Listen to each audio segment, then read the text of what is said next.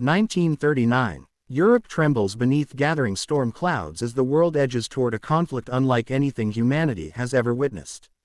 Hangars echo with the metallic clatter of tools, engines howl through the night, and nations race desperately to forge machines that will decide the fate of continents. In this feverish scramble for air superiority, brilliance emerges. Sleek predators like the Spitfire, the Bf-109, and the Zero, each crafted with precision, passion, and purpose. But not every creation of this era was destined for glory. Some were born of panic, rushed through design rooms where engineers fought impossible deadlines, inadequate budgets, and political pressure that crushed innovation. And from those environments came aircraft that should never have left the sketchbook, machines so flawed, so tragically outclassed, that every flight was a gamble with death. Tonight, we descend into the forgotten hangars of that era, into the shadowy corners where failure lived. We revisit the story of a fighter built with hope but flown with dread, an aircraft mocked by its own pilots, feared more as a coffin than as a weapon. It was slow when speed meant survival, fragile when durability meant life, and unstable when stability meant returning home. This is not the tale of a misunderstood design, not a victim of circumstance, but a machine whose existence became a cautionary tale whispered by wartime survivors. This is the most pathetic fighter of World War II. A tragic design that stumbled into the sky when it never should have left the ground. Born in a moment of national desperation, this fighter was conceived as a miracle solution, yet every line of its airframe revealed compromise. Engineers patched design flaws with hurried fixes, hoping brute optimism could outrun physics. By the time the fighter reached pilots' hands, its weaknesses were undeniable: a sluggish climb rate, a trembling airframe, and controls so unresponsive that even seasoned aviators felt humbled. It was a machine that looked like a fighter, but never fought like one. In the tense months before war erupted, the design bureau responsible for this ill-fated aircraft was already drowning under impossible expectations. The nation demanded a frontline interceptor with the speed to catch modern bombers, the agility to survive dogfights, and the rugged strength to endure the harsh realities of combat. Yet none of these objectives matched the limited resources available. Factories lacked modern equipment, funding was inconsistent, and political pressure overshadowed sound engineering. Inside the drafting room, the atmosphere felt less like creation and more like triage. Young engineers hunched over drawing boards littered with eraser dust, while senior designers argued over structural diagrams, each voice edged with fatigue and dread. They were told the fighter must be ready within months, an absurd deadline for what should have taken years. The initial sketches were promising, almost inspiring. Sleek lines, narrow wings, and a compact fuselage suggested ambition. But ambition has always been fragile in the face of reality. The first major blow came when the intended engine, a powerful, modern design, proved impossible to produce at scale. Supply issues, manufacturing defects, and persistent overheating problems forced the team to abandon the engine entirely. In its place, they installed an older, weaker alternative, one that produced barely half the thrust required. It was a heartbreaking compromise, but the pressure from officials left no room for hesitation. The project had to move forward, even if the aircraft was already doomed on paper. With the engine downgrade came a cascade of new problems. Weight had to be reduced to compensate for the lack of power, leading to the removal of structural reinforcements that would have ensured safety. Rivet lines were simplified, wing spars thinned, and crucial components were replaced with cheaper materials of questionable durability. Some engineers protested, warning that such sacrifices would render the fighter unstable at high speeds or even during steep climbs. Their concerns were dismissed as pessimism. "We need something that flies," the project director insisted. "Not perfection, just something that flies." Flight, however, is not a loose concept. It is a negotiation between lift, drag, thrust, and weight. No amount of political urgency can rewrite the mathematics of aerodynamics. When the first prototype rolled out of the hangar, its appearance alone betrayed the compromises within. The fuselage panels fit poorly, leaving thin gaps that whistled in the wind. The wings were slightly warped due to rushed curing times, and the landing gear, built from reused stock, looked spindly and uncertain. Mechanics worked tirelessly to mask these flaws, hammering panels into place and layering paint thick enough to hide imperfections, but the problems lay deeper than cosmetics could reach. The day of the maiden test flight arrived with brittle sunlight slicing through a cold morning haze. The test pilot, an experienced aviator known for steady nerves, walked toward the aircraft with a furrowed brow, tapping the fuselage with the back of his knuckles as though listening for hidden dangers. Even he sensed something was wrong. Yet orders were orders. As he strapped into the cockpit, engineers stood in a tight semicircle, their silence heavy with unspoken fear. The engine sputtered before catching with a low, uneven roar, shaking the entire airframe like a living thing struggling to breathe. The aircraft lurched down the runway, fighting the air rather than embracing it. The pilot yanked the control stick, coaxing the reluctant machine into the sky, but from the moment its wheels left the earth, its flaws announced themselves with unmistakable clarity. The fighter climbed as though dragging invisible chains, its rate of ascent embarrassingly shallow. At higher throttle, the weak engine groaned loudly, struggling to maintain even moderate speed. The controls felt muddy and delayed, responding seconds after input. Every maneuver looked clumsy, as though the pilot were wrestling a stubborn animal rather than flying a precision machine. Despite these warning signs, leadership refused to halt the project. It needs refinement, not replacement, they insisted. So the engineers returned to their drafting tables, red pencils scratching circles around problem areas, blueprints darkening with notes and last-minute alterations. They reinforced some sections while weakening others, chasing a mythical balance they would never achieve. Test flights continued, each revealing more weaknesses: violent vibrations at certain speeds, inconsistent roll rates, fuel leaks near the wing roots, and structural flexing that made pilots fear the wings might fold midair. One pilot described the experience as like sitting inside a frightened animal trying to escape its own skeleton. Still, the bureaucratic machine demanded progress.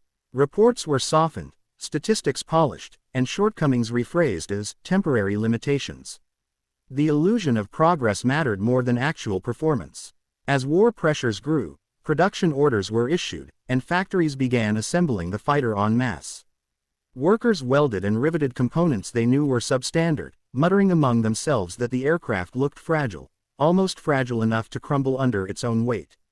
But patriotism and fear have always made powerful motivators. No one dared voice their concerns beyond whispered circles. When the first squadrons received the aircraft, pilots reacted with a mixture of disbelief and dread. The machine they were expected to fight in felt more like a crude prototype than a combat-ready fighter. It wobbled during takeoff, shuddered during dives, and stalled unpredictably during tight turns. In simulators, they trained for precision. In this aircraft, they learned to compensate for imprecision, to anticipate the ways it would fail. Some pilots joked that flying it built character. Others said it built funerals. In pure performance, the fighter lagged embarrassingly behind its contemporaries. Where enemy aircraft could climb rapidly to intercept bombers, this machine struggled even with emergency power engaged. Where others rolled smoothly into evasive maneuvers, this fighter hesitated before responding, as though asking permission. Speed tests painted an even bleaker picture. It was slower than some enemy reconnaissance planes, making it nearly useless as a frontline interceptor. Engineers attempted to improve aerodynamics by adjusting the cowling and smoothing surface panels, but the core issue, the underpowered engine, could not be overcome. Desperation led to even more dangerous modifications. At one point, the team experimented with reducing armament to lighten the load, thinking perhaps speed could be improved by sacrificing firepower. The result was a fighter with barely enough weaponry to defend itself, let alone confront modern enemy aircraft. Another attempt involved enlarging the propeller, which only created new vibration issues and added stress to the weakened airframe. Every fix spawned new problems, as though the aircraft resisted improvement on a fundamental level. Pilots shared horror stories among themselves. One recalled how the canopy shook violently during dives, blurring his vision. Another spoke of the aircraft's unwillingness to pull out of steep descents until dangerously late. A third swore that during a sharp bank, he felt the entire left wing dip more than it should, as if twisting under the pressure. These weren't minor quirks. They were symptoms of a machine fighting against its own existence. Yet despite everything, the fighter remained in service simply because it had to. The nation needed planes, and this was the plane they had. Some pilots tried to find its redeeming qualities. A few noted that at very low altitudes and in calm weather, the aircraft felt almost stable, if handled gently. Others appreciated that the cockpit offered decent visibility. But these faint positives could not mask the overwhelming truth: the fighter was fundamentally flawed. Its tragic nature wasn't merely in its failure but in the hopes attached to it. Engineers wanted to create something worthy of the skies. Pilots wanted to believe they were flying a machine that could protect their comrades. Factory workers wanted to contribute proudly to the war effort. But reality showed no mercy. Every component, every rivet line, every design compromise whispered the same truth: this aircraft was built on desperation, not innovation. And so it entered history not as a marvel of engineering, but as a painful reminder of what happens when urgency overrides reason.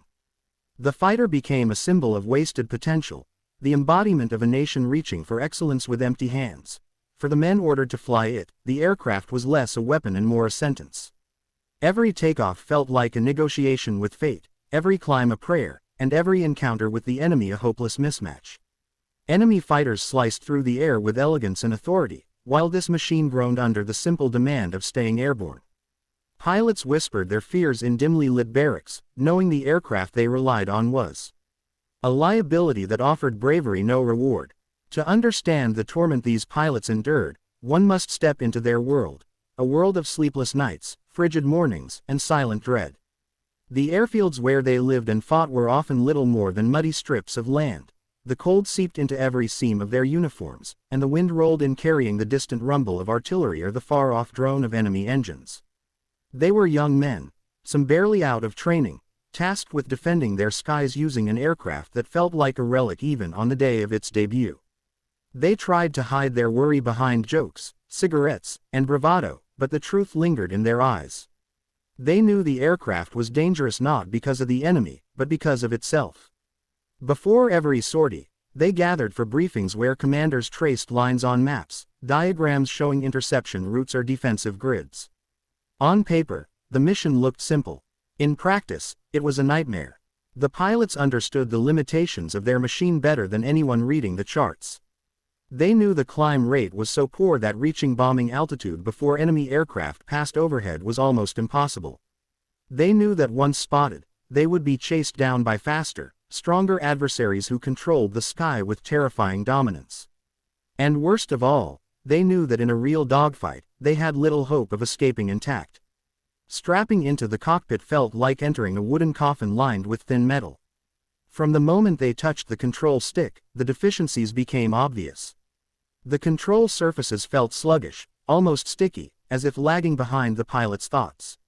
The vibrations started before the propeller even reached full power, tiny quakes that grew into deep, unsettling tremors once the aircraft started to roll. On takeoff, the tail wobbled unpredictably, forcing pilots to wrestle the machine into alignment just to clear the ground. More than one pilot lost control before achieving lift, skidding into the grass or nosing into the soil. Mechanical failures were so common that mechanics kept spare parts stacked like firewood, knowing they would be needed daily. Once in the sky, the aircraft's flaws became even more unforgiving. Pilots described how the nose dipped and rose unpredictably with even the slightest turbulence, forcing them to constantly adjust their grip. Pulling into a climb felt like dragging an anchor through thick mud. The engine, weak on its best days, groaned loudly as the aircraft attempted to inch upward, each meter gained feeling like a victory snatched from unwilling hands. By the time they reached operational altitude, enemy fighters were often already present, diving upon them from above with predatory precision. The fear that gripped pilots during these encounters was raw and unforgettable. Flying this aircraft meant watching enemy silhouettes grow larger and knowing you had no reliable means to counter them. When enemy fighters approached, the hopelessness became visceral.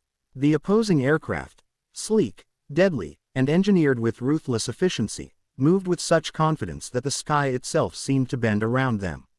Meanwhile, the pilot in this fragile machine fought just to maintain control, his aircraft groaning under the slightest G-force, its frame trembling as though protesting every maneuver.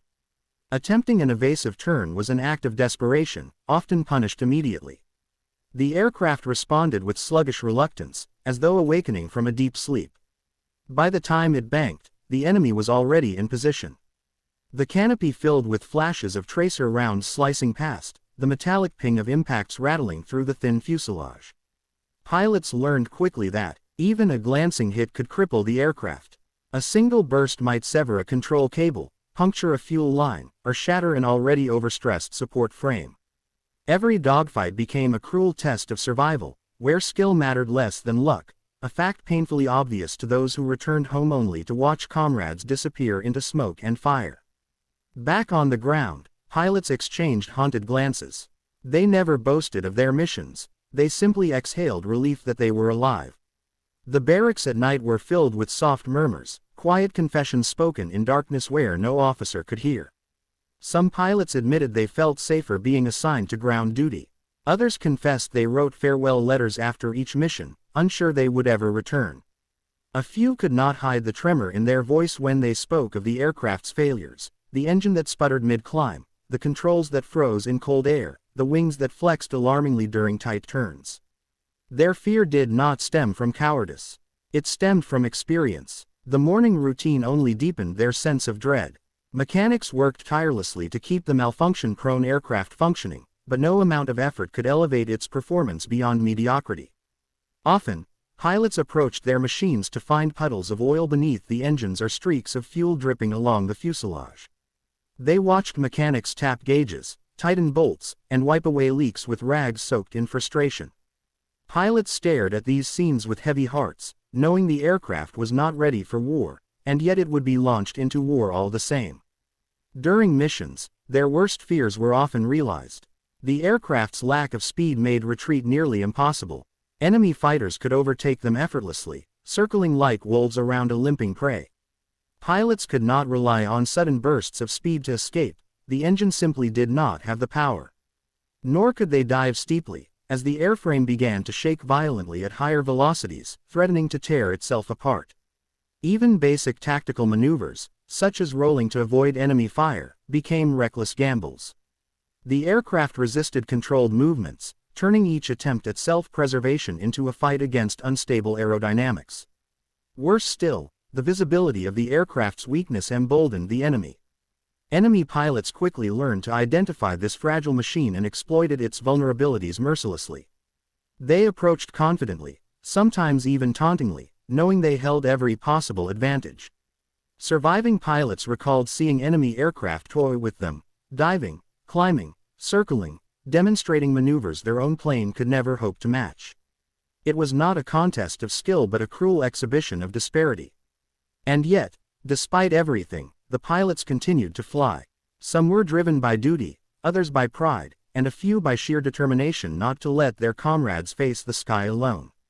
They climbed into their unreliable machines and soared into danger knowing all the odds were against them. They embraced missions with a quiet courage that would never make headlines but remained etched into the memories of those who witnessed their perseverance. Their courage, however, did not erase the aircraft's flaws. After each mission, broken fighters limped back to base with smoking engines, shredded wings, or bullet-riddled fuselages. Some crash-landed in nearby fields, their pilots crawling out trembling and shaken. Others simply vanished. No radio transmission, no parachute, only a distant column of smoke marking their fate. These losses weighed heavily on surviving pilots. The barracks grew quieter with each passing week, beds emptying as the war consumed more lives than the aircraft could protect. In private conversations, resentment simmered.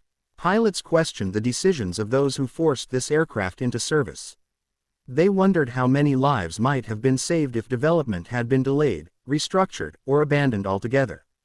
But such thoughts were dangerous to express openly, so they carried them in silence, allowing the bitterness to settle deeper with every mission. There came moments when the fragility of the aircraft reached absurd extremes. One pilot reported losing his canopy in mid-flight due to a latch failure, the rushing wind nearly tearing the goggles from his face. Another recounted how his landing gear collapsed during a routine touch-and-go exercise, sending the aircraft skidding across the runway in a shower of sparks. Mechanics found cracked ribs in the wings of several fighters after only minimal stress, the structural fatigue astonishing even to those accustomed to mediocre equipment. Each defect, each malfunction, was another reminder that the aircraft had not been built to survive war, it had barely been built to withstand flight. Yet these men continued their missions, each sortie carving deeper lines into their expressions.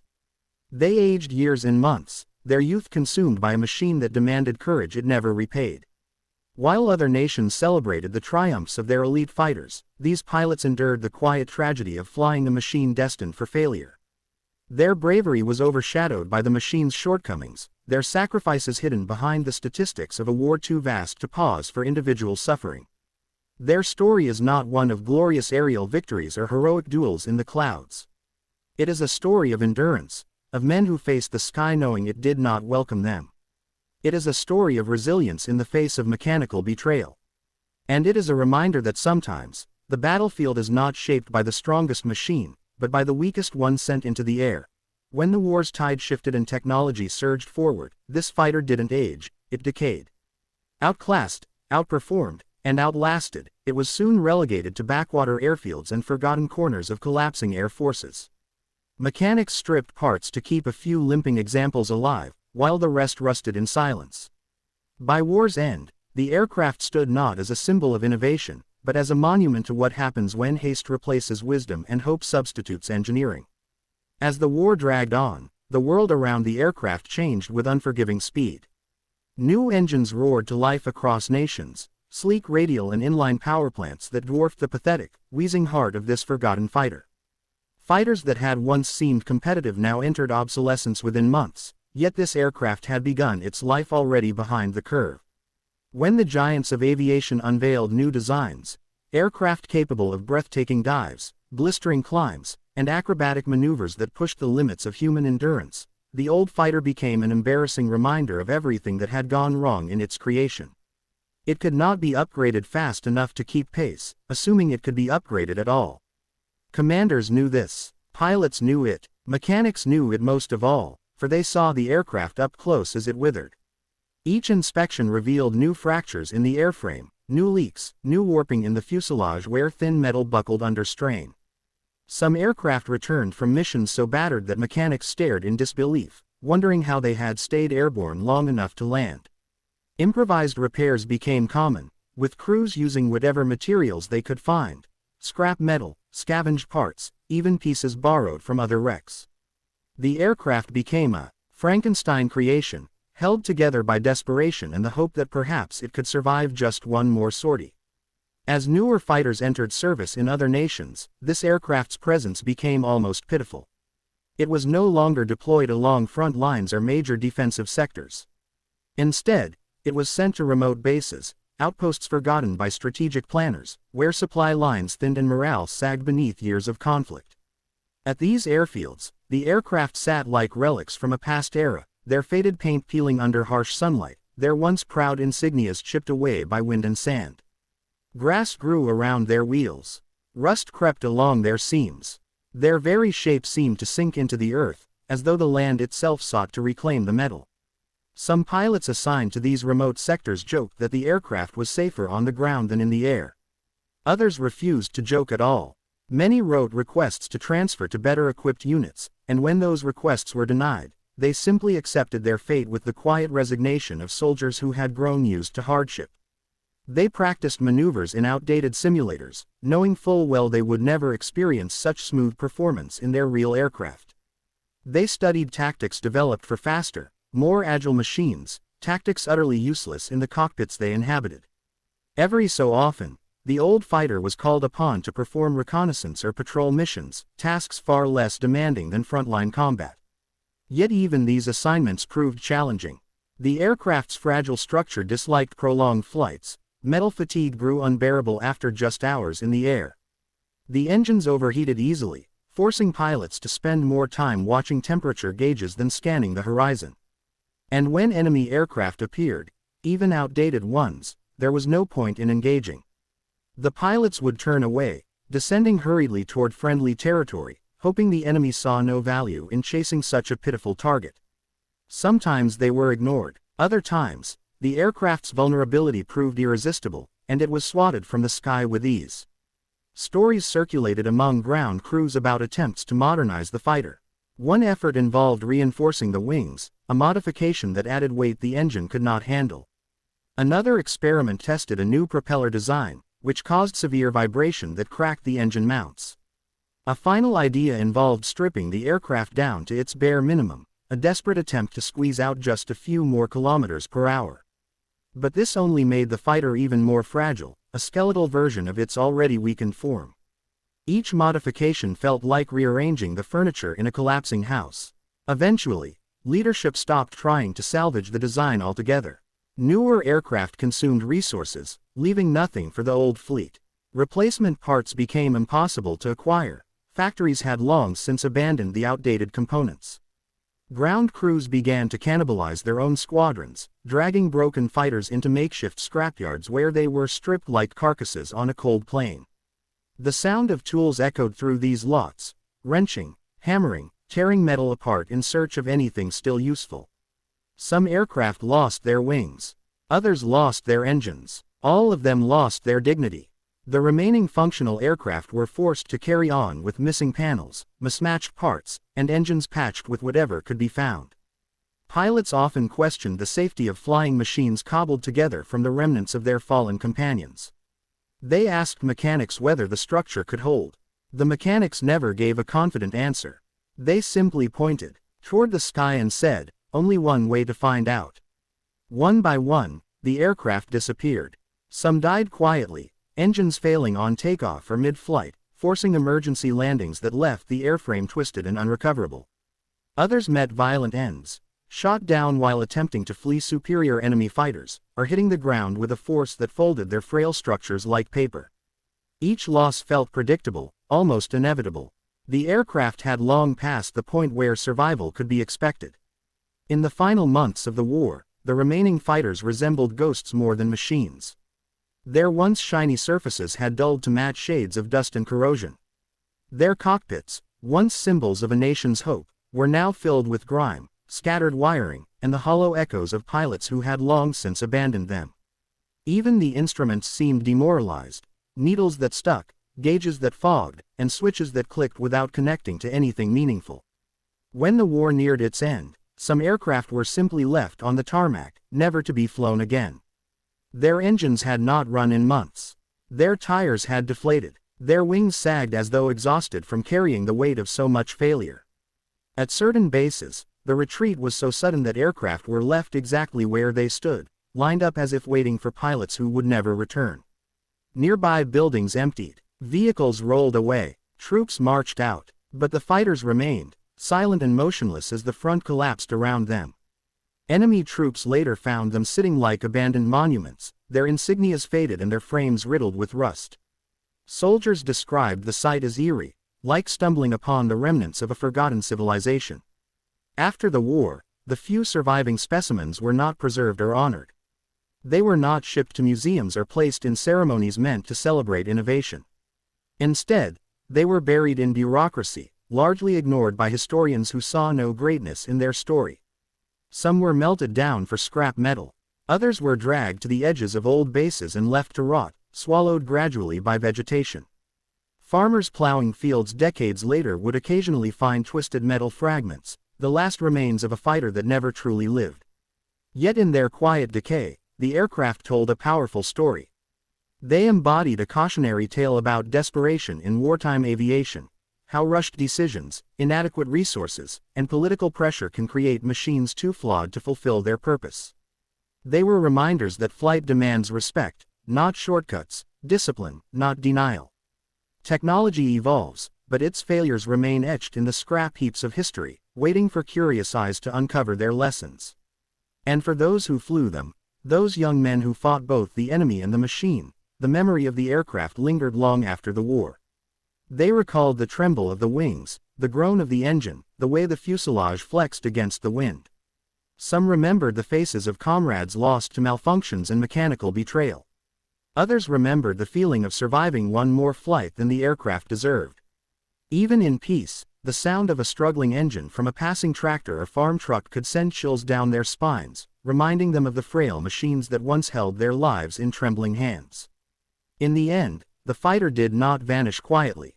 Though its metal corroded and its parts scattered, its legacy lived on, not in books filled with victories, but in whispered stories told by the men who saw firsthand what happens when an aircraft is forced into war before its time. It became a testament to failure, a monument to the dangers of cutting corners in an arena. where every detail matters. And as it rusted away beside collapsed hangars and overgrown airfields, it served as a silent witness to the harsh truth. Some machines are born too weak for the skies they enter.